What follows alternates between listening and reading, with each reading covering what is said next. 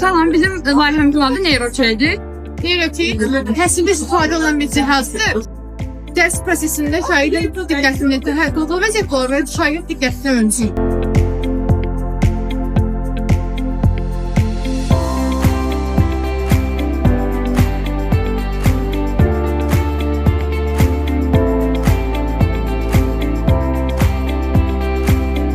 Şagird dərsi onu görə bilir.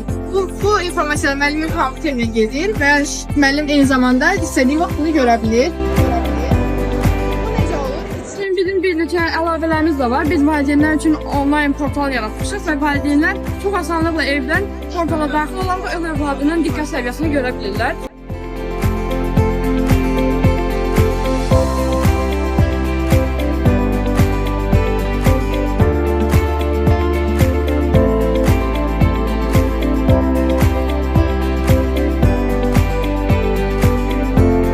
Əgər şagirdin diqqəti aşağı düşərsə, bu cihaz vasitəsilə şagirdi təzədən dərsə fokuslamaq mümkündür. Bizim də məqsədimiz budur zaten ki, şagirdin diqqət səviyyəsini, dərsə olan diqqət səviyyəsini artıraq və təhsilin keyfiyyətini daha da artıraq.